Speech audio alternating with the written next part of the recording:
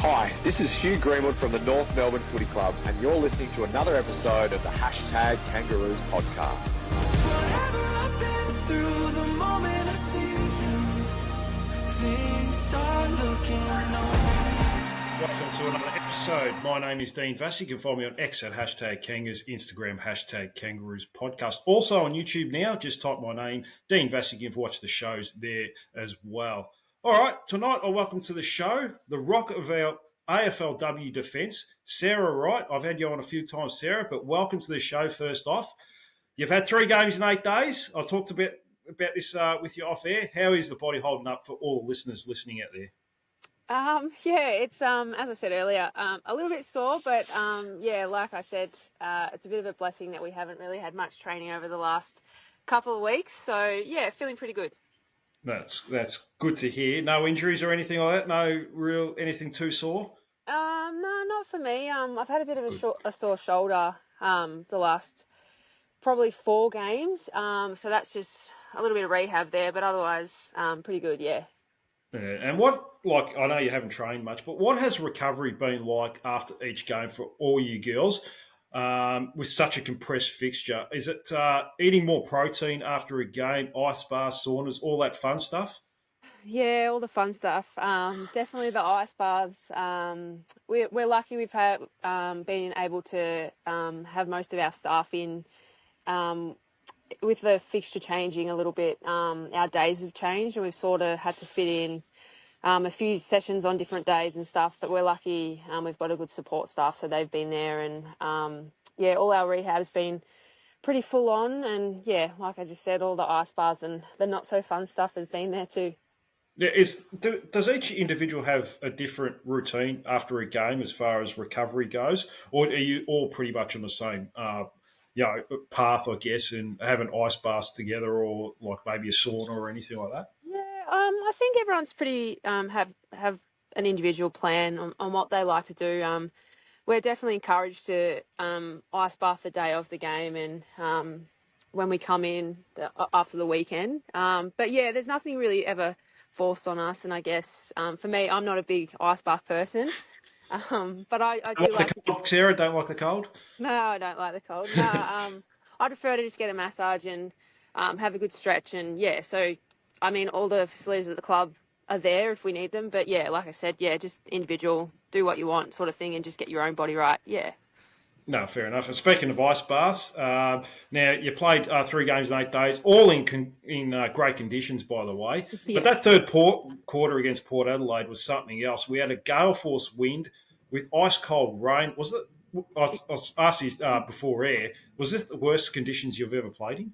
Yeah, definitely. Like I said earlier, I think at one stage it actually started hailing. So to stand there and have the ball sort of stuck in the middle of the ground, it really wasn't coming down our end too much. So standing still for a quarter and, it was freezing, definitely. Yeah, I've never... Yeah, I mean, it was only for that quarter too. The gale force wind was blowing towards our defence as well. So the ball kept moving to that forward pocket. Yeah. It was very weird. Did you think that 6 games in and that Casey Fields, out of all places, has had the best weather to play footy in so far? Yeah, we were saying that earlier tonight, actually. I was saying after the weekend I'd probably prefer to not go back to Lonnie and just to play at Casey because, the weather over the weekend was shocking as well. And the ground was really wet and the puddle, like at some stages we were standing in puddles and that was no fun. So, Casey has been the best weather we've had, actually, I think. So, I'd love to go back. Yeah, I mean, I feel for the key forwards like Sheila, King, Randall. They haven't had much chances as far as playing in dry conditions. I know Sheila kicked 5 goals against Melbourne at Casey Fields in half decent weather, but she hasn't had much of a run at it. So, it's been a very bizarre start to the season as far as weather goes, hasn't it? For the first 6 rounds, I don't think I've ever seen conditions like this. We've had everything. We've had heat first round. We've had rain. We've had hail. I mean, we've had everything, haven't we? Really? Yeah. I think the heat was probably the best we've played. So if we could get a few more hot days, that'd be nice. But definitely looking forward to some dry weather. I mean, I like to think we were pretty clean in the second half on the weekend when it did dry up a bit. So these next few games, hopefully we'll get some better weather and we'll see how we go. Well, it is expected to rain on Saturday, just to let you know. So, Oh no, it keeps changing. We looked over the weekend, it was supposed to be 20 and sunny, and now it's 21 and raining. So just my advice would be just not to look at the weather app and just show up and not expect anything. well, tomorrow will be completely different. It'll probably be 23 and fine. It is Melbourne at the Yeah, end of the day, Sarah. So exactly. there's not going to be any consistency whatsoever Yeah, that's right. in this weather. So look, we'll probably get rain, hail, and shine Saturday. Yeah. So we'll see how we go. Now we'll talk about the first half of the season, and as a group, you all must be happy with how you girls have started the season. Yeah, definitely. I think first round, obviously a really good win. And then coming up against Geelong, we sort of weren't too happy with how we went. I mean, at the end of the day, it's not a loss. But still, there was some things that we went away and we really worked on. And then, yeah, the last few weeks have been a bit of a grind. But previously, I think over the last few years, those are the games we probably would have dropped. But yeah, it's definitely a good feeling to get those wins, and yeah, especially in the conditions we've had. What was the message after that Geelong game? Was there anything in particular? Obviously, there's always positives after a win, loss, or whatever, or a draw in that case. Was it just going away from the things that worked so well in round one and probably even towards the end of last year? Yeah, I think credit to Geelong, their pressure in that game. We probably weren't expecting. I mean, we've always thought they were a really solid side, and yeah, we probably were on the back foot a bit, and we just couldn't get going. Yeah, I think from that we just went away, and really we haven't changed much. It was just more get back to playing the way we play, and I suppose we've tried to start the last couple of games being the ones that actually put the pressure on, and yeah, that seems to have helped. But yeah, we didn't change much. It was just going back to the way we like to play, getting our structures right, and yeah, it's paid off. No, it definitely has. I mean, going back, like, my brain's all over the place at the moment. We're going to go skip back and forth between games, but going to Sunday. Now, we did have a great start. Richmond got on top of us early.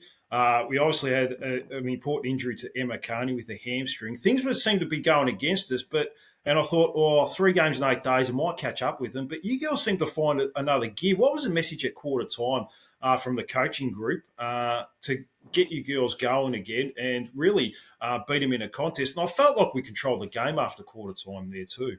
Yeah, I think the coaches, again, I thought towards the end of that first quarter, we started to get the momentum back a little bit. So it was just, Croc said to just sort of stick to that.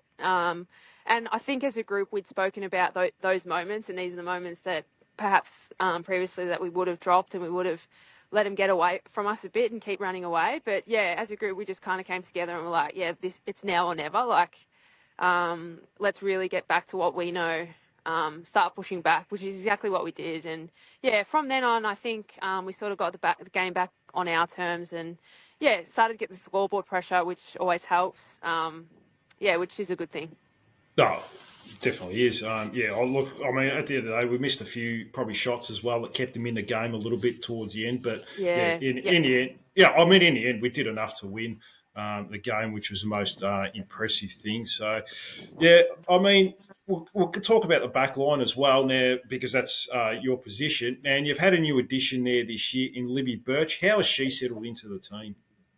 Yeah, really well. I think she's sort of slotted into that second tall position beside Ferg, which has really helped sort of change our dynamic up a little bit. That we've kind of got more running half-backs now, which has sort of suited us. And Liv's been great, solid defender, can do it all. And just her leadership down there, it's really helped. I mean, we have got Carnes and Ferg, and they're really good. But when Carnes is off the field and stuff, it's just that voice behind you. And, yeah, I think we really work well together, especially we're pretty dynamic in our roles, Liv and I. So, yeah, it's been a good help for me as well. Oh, I think you all work really well together. I mean, the communication between all you girls, and that's including Bresnahan as well, who's had a very underrated career. She doesn't get the accolades like the Emma Carneys, I suppose. But your communication, like I encourage anyone that goes to a game of footy, if the ball's in our forward line, to watch the back line and see how you girls communicate, because it really is important, isn't it, yeah, I mean, I know we've got a very resolute defence, but it starts with communication, doesn't it? Yeah, and that's something we've tried really hard to work on, especially at the start of this year. Is that communication? I suppose we're all pretty close outside of footy as well, so that's certainly helped. Like players like Lib just kind of slot in and yeah, it's made it easier. Definitely the communication. Yeah, I mean, you girls are also very hard to score against. I know the media will talk about the midfields, the Jasmine Garner, Mia Kings, Ash Riddells, and the forwards that are kicking goals as well, like the Bella Eddies, Elise O'Loughlin's. But you girls, the last two games have conceded 27 inside 50s in each game and kept teams to 5 scoring shots each in that period. You're pretty much building a brick wall there, aren't you, Sarah? Yeah, it's funny you say that. The mids do get all the awards. No, I noticed in the Brownlow. yeah, we're happy to sort of sit as the quiet achievers. Yeah, we'd probably rather keep it that way. But yeah, definitely. I mean, that has been a focus of ours. We've got a few metrics that we like to hit each week, and yeah, definitely the low scoring has been one of them. So yeah, it's really pleasing to see. Well, it makes life a lot easier for the players up the field, and if they take their opportunities, they know that we've got resolute defence. Yeah. Because I mean, you just had Libby Birch, but the defence has been quite good for a couple of years now, isn't it? And I guess it's just about building partnerships and knowing each other as well, isn't it?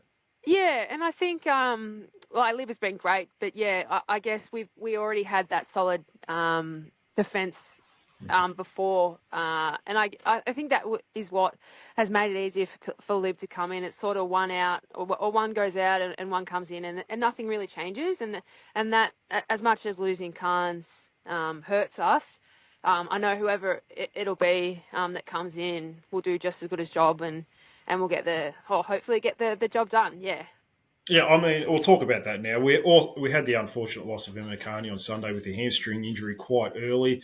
Has there been any talk of how you cover that loss personnel-wise, or is it just everyone chipping in and depending on matchups with the opposition, who goes back there?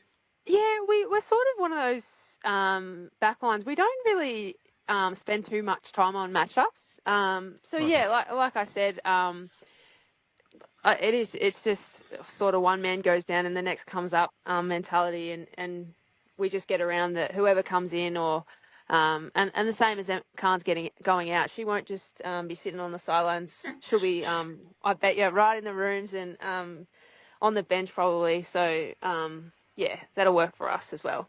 I mean, she's a big loss, not just on the football field. She's been fantastic this year. I mean, she's playing like a 25-year-old, not a 35-year-old.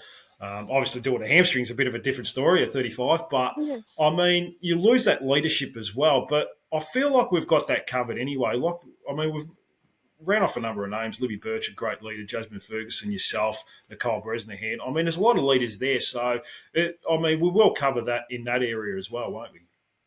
Yeah, definitely. Yeah, like you said, Carnes is a great leader, but we're fortunate enough that there's a lot of girls that have been playing together for a really long time. So, I don't think we have to worry about leadership. We'll definitely miss a half back, but yeah, there's definitely people that can step up when she's not there for sure.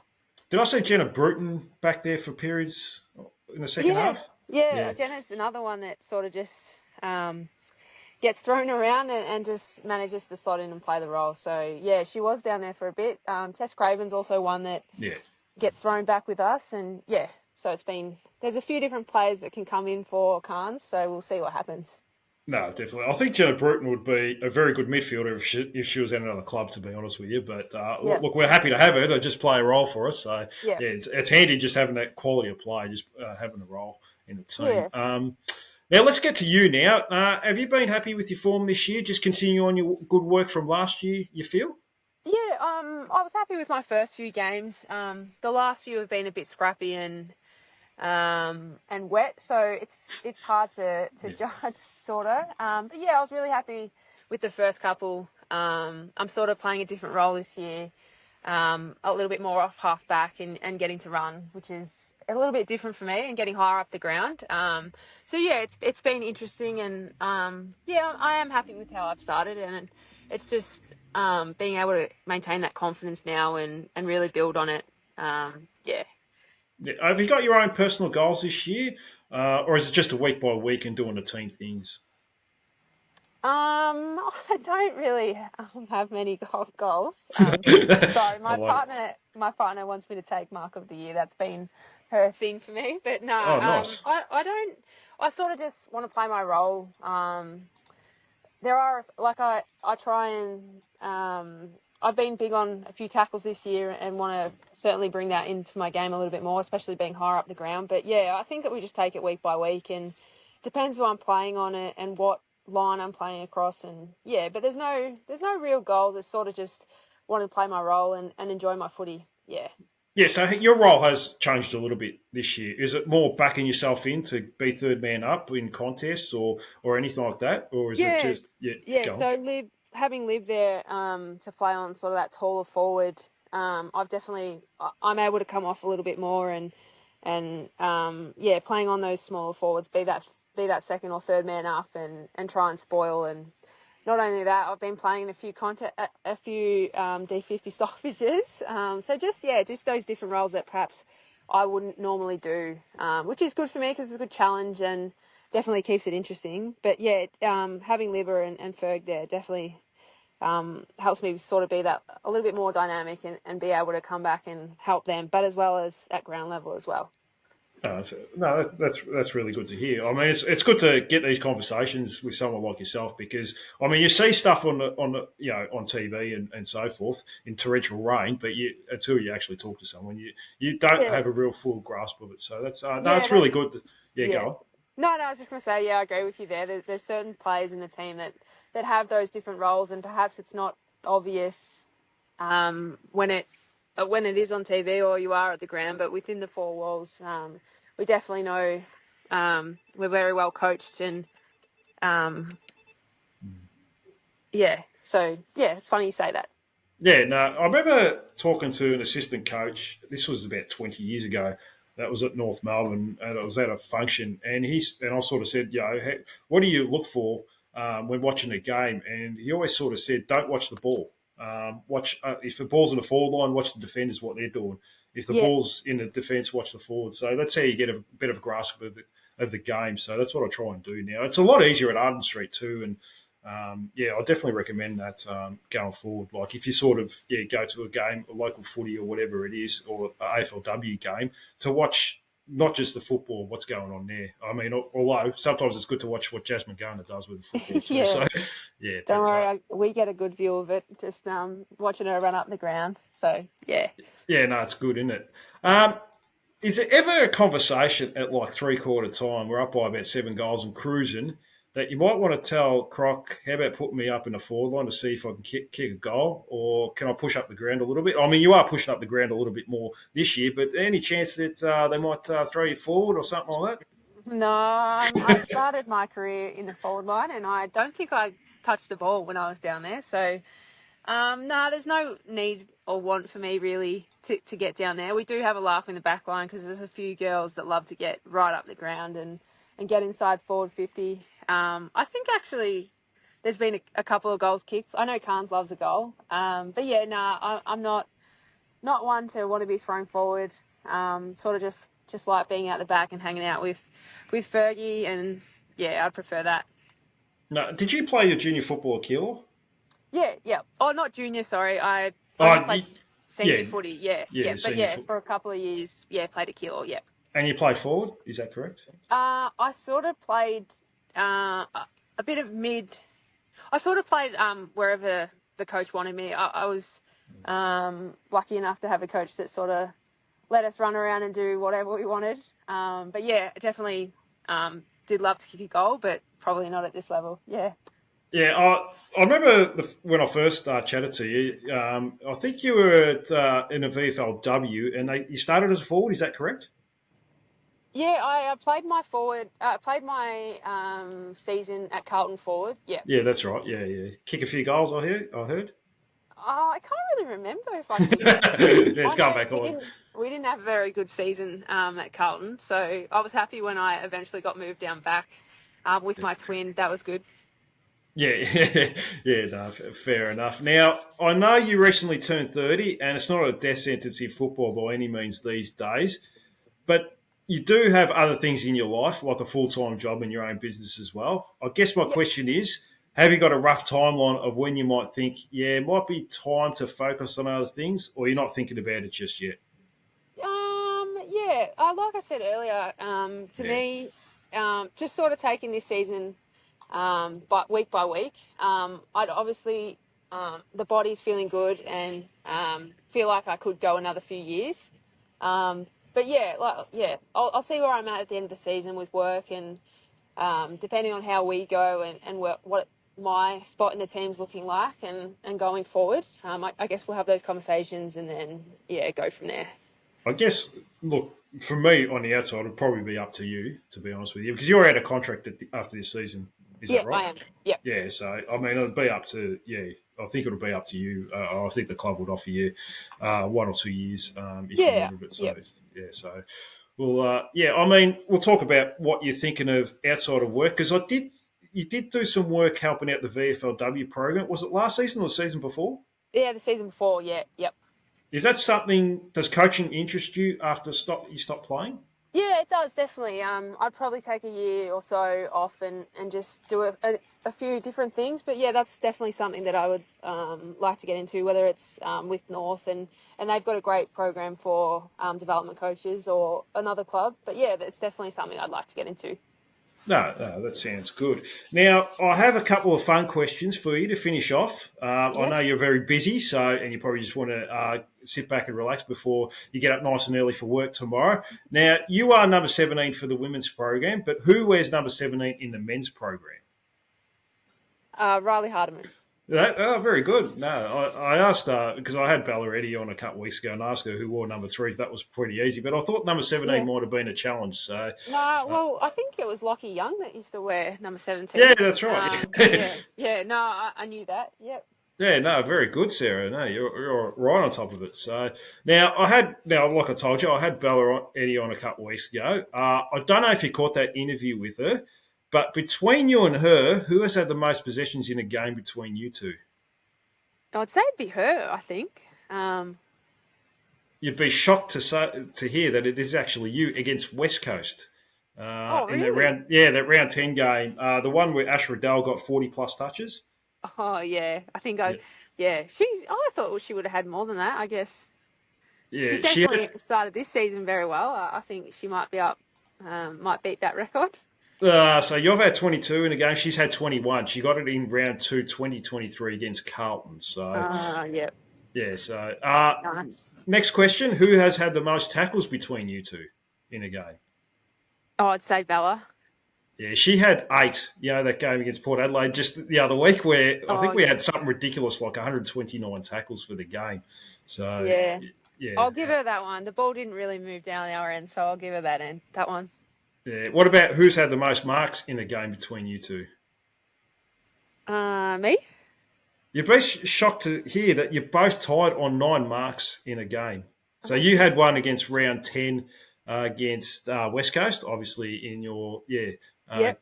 that game, and Bella Eddy had one against the Adelaide Crows in round 2, 2022. She had 9 marks in a game. So there you go. It's a bit of a shock that one, but no, all good. Never too late to get an AFL membership as well. So if you join now, Sarah will give you 2 thumbs up just before taking intercept mark, won't you, Sarah? Yeah, definitely. Well, that's all I have for you, Sarah, unless you wanted to add anything else. No, all good. No, thanks for having me on. I appreciate it. No, it's been a pleasure, Lefty. Always good to catch up with you. Done this a few times now. Good luck this Saturday against the Dogs and the rest of the season if I don't catch up with you before then. And thanks so much for coming on pretty short notice as well. No worries, team. Thanks for having me. And I'm sure I'll see you at the game over the weekend.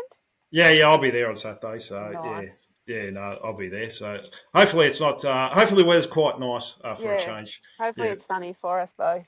Yeah, well, that'll be something different. So Yeah. you probably all get sunburnt, to be honest with you, with your pale skins. But no, all good. And thank you to all you lovely listeners as well. Don't forget to check out the show on YouTube. Like and subscribe, leave comments, push that notification bell as well. I might be back tomorrow with another show. Might be getting on another AFLW player, so look out for that. Until then, bye for now and go